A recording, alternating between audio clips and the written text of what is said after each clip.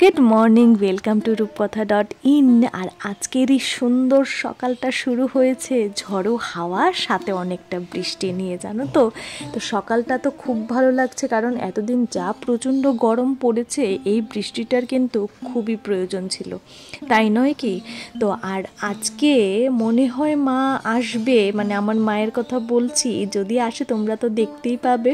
আর সকাল সকাল উঠেই না দেখছি যে কদিন ধরেই সোফার উপরে ওর জামা কাপড়গুলো পরে আছে, তো সেগুলোকে আগে সকাল সকাল গুছিয়ে নিলাম। আর জানো তো, বিয়ের পর আমার এই গোদরেজের মধ্যে যা যা কাপড় আছে নতুন, একেবারে ভালো করে আমি একদিনও গুছোতে সময় পাইনি। সময় ইন দ্য সেন্স, মানে বিয়ে নিয়ে এত ধকল গেছে, তো এটা ওটা করতে করতে না আর হয়ে ওঠেনি ঠিক। তো একদিন গোছাবো। আর তোমাদের যদি আমার বিয়েতে কি কি ভালো কাপড় আমি গিফটে পেয়েছি সেটা যদি তোমরা দেখতে চাও, নিচে আমাকে কমেন্ট সেকশনে জানিও, তো আমি একদিন ঠিক তোমাদেরকে দেখিয়ে দেবো। আমারও ভালো লাগে তোমাদের সঙ্গে ভালো ভালো জিনিসগুলো শেয়ার করতে।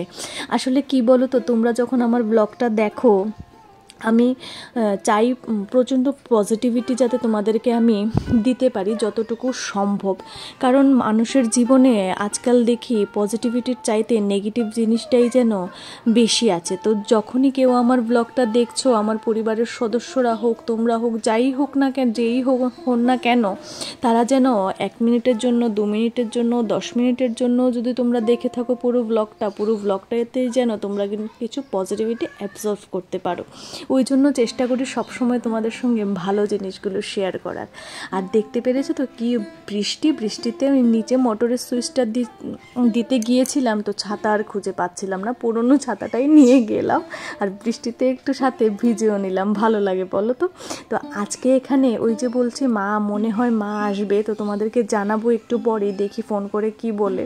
আর মাটনটা রান্না করে ফেলেছি। তো বাবা আসার সময় মাটন নিয়ে এসেছিলো, তো ভাবলাম আগে যদি রান্না করে রেখে দিই, তাহলে পরে ওরা যখন আসবে একদম আরাম করে বসে আড্ডা দিতে পারবো, তাই নয় কি? তো দেখো, প্রথমেই আমি তেজপাতাটা আগুনে একটু পুড়িয়ে যেন ফ্লেভারটা আসে তারপর দিলাম, তারপর কুচি কুচি করে রাখা পেঁয়াজগুলো দিয়ে দিলাম, তারপর আমি একটু ঢেকে দিলাম। আর সাথে মশলা এখানে দিচ্ছি আমি একটু জিরের গুঁড়ো, ধনের গুঁড়ো, হলুদ। আর আমি কিন্তু লঙ্কার গুঁড়োটা যেটা দেখতে পেলে কাশ্মীরের লঙ্কা। এই যা দইটা দেখেছো ফ্রিজ থেকে নামিয়েছি, এতটাই বরফ হয়েছে যে এটাকে খোলাই যাচ্ছে না। ঠিক আছে, রেখে দিলাম, পরে একটু যখন এটা নরম হয়ে আসবে তখন দেবো। তো দেখো মশলাটা আমার কষানো হয়ে গেছে। তোমরা যত তাড়াতাড়ি দেখতে পাচ্ছ ঠিক তত তাড়াতাড়ি কিন্তু হয়নি। একটা ভালোভাবে মাটন রান্না করতে কিন্তু প্রায় 2 থেকে 2.5 ঘন্টা সময় কিন্তু লাগে, যদি তোমরা মাটনটাকে ভালোভাবে নরম বানাতে চাও, সফট বানাতে চাও, তো সেটাই।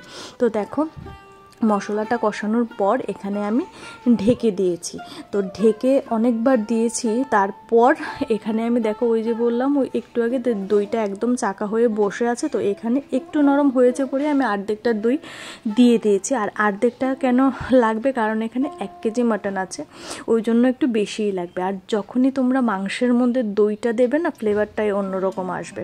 তোমরা সবসময় টমেটোর থেকেও দইটা দেওয়ার চেষ্টা করবে, কারণ টমেটো অনেকে দেখে যে টমেটো দেয়, কিন্তু মাংসর মধ্যে টমেটোটা আমার অত ভালো লাগে না। ঠিক আছে, যদি তোমরা এমনি যদি ব্রয়লার চিকেন খাও তাহলে তোমরা টমেটোটা দিতে পারো, কিংবা দেশি মাংস বলো, মাটন বলো, সেগুলোর মধ্যে না দইটাই ভালো লাগে। আর বাই চান্স যদি তোমাদের সামনে দই না থাকে, তোমরা কিন্তু লেবুর রসটাও দিতে পারো।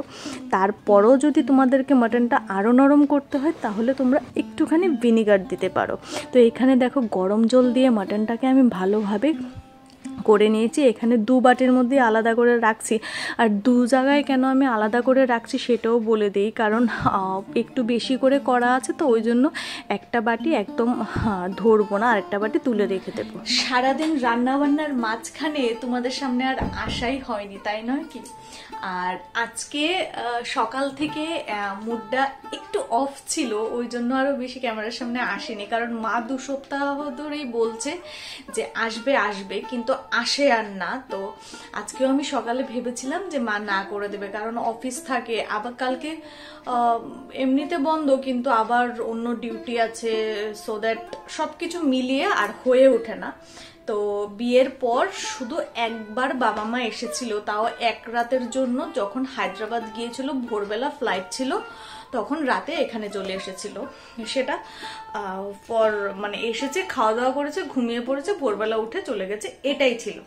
তো আজকে মা আসছে, হ্যাঁ ও গেছে আনতে, একটু পরেই তোমরা দেখতে পাবে। And I am so so so happy. আর মাসি আজকে আমার বাড়িতে প্রথমবার আসছে। মানে যখন আমাদের বিয়ের কথাবার্তা চলছিল না, তখন মেশু এসে গেছে, কিন্তু মাসি আর আসেনি। তো মাসি আজকে প্রথমবার আমার বাড়িতে আসছে, আমাদের বাড়িতে আসছে, ওটার জন্য একটা আলাদাই খুশি। তো দেখলে যে রান্না করলাম, আর রান্নাটা আগেই করে রেখেছি, কারণ বাবা বাজারটা একটু আগেই নিয়ে এসেছে, ওই জন্য। তো ভাবলাম রান্নাটা যদি আগে করে রাখি তাহলে পরে বসে একটু আড্ডা মারতে পারবো, তাই নয় কি? তো যাই হোক, তো এখন আই থিঙ্ক ওরা অনেকটাই কাছাকাছি চলে এসেছে, ও গেছে আনতে। তো ওর মার মাসি আসলে আর সঙ্গে তানিয়া আসবে বলেছিল, but I am not sure যে আসছে কি না। আর আসলে তোমরা তারিখেও দেখতে পাবে। তোমরা সবাইকেই আমার বাড়ির ব্লগে দেখেছো, আর বিয়ের পরে প্রথমবার একটা ব্লগে তোমরা আমাদেরকে দেখতে পাবে, তাই নয় কি? তো চলো একটু ওয়েট করি, তারা আসুক, তারপর তোমাদের সামনে আবারও আসি। আর আজকে সারাদিন তোমাদের সামনে আমি একদম আসতেই পারিনি, তার জন্য ভেরি সরি। তো যাই হোক, চলো এবার দেখি কতক্ষণে আসে। এখন আই থিঙ্ক আধ ঘন্টা কি 20 মিনিটস লাগবে। তো একটু তো ওয়েট করা যেতেই পারে, এতদিন ওয়েট করেছি, আর একটু ওয়েট করতে পারবো না? তো যাই হোক, চলো দেখি কখন আসে। আজকে বিয়ের পর প্রথমবার মা, মাসি আর আমার ফুলদির মেয়ে, মানে আমার মাসির নাতনি, ওরা আসবে প্রথমবার।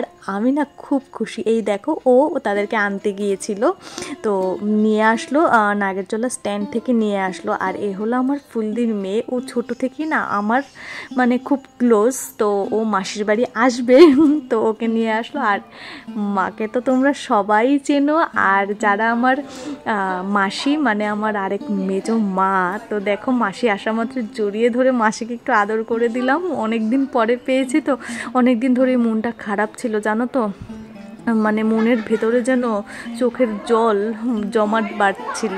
আর কেন চোখের জল জমাট বাঁধছিল, কারণ অনেক দিন হয়েছে আমি বাড়ির মানুষকে দেখতেই পাইনি। আসলে বিয়ের পরে মনে হয় নতুন নতুন এই অনুভূতিটা সবারই হয়। তোমরা জানিও তো, যাদের বিয়ে হয়ে গেছে, আমার মতো কি ঠিক এরকম হয়েছে তোমাদের নতুন নতুন বিয়ের পর?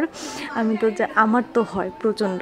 তো অনেক দিন বাদে সবাইকে দেখতে পেলাম, ভীষণ খুশি লাগছে। আর নিচ থেকে দিদাকেও ডেকে নিয়ে আসলাম, মাকে একটু আদর করে দিই। দাঁড়াও, মায়ের পেটে না আমি সবসময় হামি খেতে ভীষণ পছন্দ করি।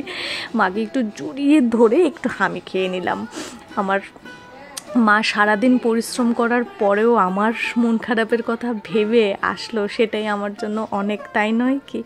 আর চোখের সামনে মা থাকলে মনে হয় জীবনে আর কিছু নেই। আমি জানো তো ছোটোবেলা থেকেই আমার মায়ের সাথে খুব ক্লোজ। আমি আমার জীবনের যা কিছু দুঃখ বলো, ভালো বলো, খারাপ বলো, সব কিছুই আমি মায়ের সঙ্গে শেয়ার করি। আর এখানে দেখো মা কত কিছু নিয়ে এসেছে। মাসিও আবার দুধের সন্দেশ থেকে শুরু করে ফুল দিয়ে আবার আম পাঠিয়েছে। আর মা দেখো এখানে এগুলো কিন্তু আমাদের গাছের লেবু, আমার নতুন গাছের লেবু হয়েছে। বাড়ির ব্লগে তোমরা অনেকেই দেখতে পেরেছো যে আমাদের পুকুর পাড়ে একটা নতুন লেবু গাছ, সেটাতে প্রথমবার লেবু ধরলো। আর এইখানে দেখো বাড়ির গায়ের দুধ, কি ভালো খেতে হবে বলো তো। আমার তো দুধ পছন্দ নয়, কিন্তু আমি জানি এই আমাদের শহরের যে দুধ রাখা হয়, মা যেটা আনেন, সেটা থেকে বাড়িরটা কিন্তু আরও অনেক ভালো। আর এখানে দেখো কলার মোচা, গাছের আম, গাছের পাকা কলা, কাঁচকলা থেকে শুরু করে সব কিছুই মা নিয়ে এসেছে। মাসি আবার এই বক্সে করে দুধের সন্দেশ নিয়ে এসেছে জানো তো। তো দেখো তাদেরকে মা, মাসি সবাইকে চা করে দিলাম আজকে। আর আমার না দু মায়ের কথাই আমি বলবো, শুধু আমার নিজের মা না, আমার শাশুড়ি মায়ের কথাও বলবো। দু মায়েই আমার জন্য আমার পৃথিবী জানো তো। আমি সত্যি ভাগ্য করে এরকম একটা বাড়ি পেয়েছি। সবার শাশুড়ি মাই যেন, আমি ঠাকুরের কাছে প্রার্থনা করি আমার শাশুড়ি মা মানে আমার মায়ের মতো হয়। আমার মা কখনো বৌমা বলে আমাকে মনে করেন না, কোনো সময় আমাকে ফিলই হতে দেন না যে আমি বাড়ির বৌমা। আমাকে ঠিক নিজের মেয়ের মতো করে আদর যত্ন করেন মা বাবা দুজনেই। তো সবাইকে নিয়ে অনেক দিন পর চায়ের আড্ডাতে বসেছি, ভারী ভালো লাগছে জানো তো। তো দেখি আবার রান্নাও করতে হবে, কিন্তু বেশি কিছু তো রান্না করতে হবে না। বাবা ইলিশ মাছ এনেছে, সেটাই ভাজা করব। আর আমার না ইলিশ ভাপা থেকে ভাজাটা খেতে ভীষণ ভালো লাগে। আর এইখানে দেখো বড়মাকে বললাম সব কিছু একদম পরিপাটি করে, বড়মা গুছিয়ে রাখছে। আমি বার করে দিলাম যে মা কী কী আনলো। ও মা, এইখানে দেখে আবার কুমড়োর ডোগও নিয়ে এসেছে, দেখতে পেরেছো? মানে কি নেই, কাঁচা পাপ্পা থেকে সব কিছু কিন্তু আমাদের বাড়ির। তো যাই হোক, তোমাদেরকে দেখিয়ে দিলাম মা কী কী নিয়ে আসলো। আর আমার নতুন অফিসের জয়েনিংয়ের ব্লগটা কিন্তু অলরেডি আপলোডেড। তো এটা নিয়ে আরেকদিন তোমাদের কাছে কালকের ব্লগে সব কিছু বলবো। তো এখানে দেখো মাছটা ভাজা দিদাই করছে। তো আড্ডার পর সবার তো খিদেও পেয়ে যাবে, সবাইকে খাবারটা দিয়ে দেব। দীপও চলে এসেছে। তো চলো আজকের ব্লগটা আমি এইখানেই শেষ করছি। যদি তোমাদের আজকের ব্লগটা ভালো লাগে, কি করতে হবে সেটা তোমরা সবাই জানো। Do like, share and subscribe. আর আজকে মা এসেছে, তার চাইতে বড় খুশির ব্যাপার আর কিছু নয়, তাই নয় কি? আচ্ছা চলো, কালকে আজকের জন্য আসছি, কালকে আবার ফিরে আসবো। আমার কথাটি ফুরুলো, নোটে গাছটি মুড়ুলো। চলো টাটা, ভালো থাকবে, সুস্থ থাকবে।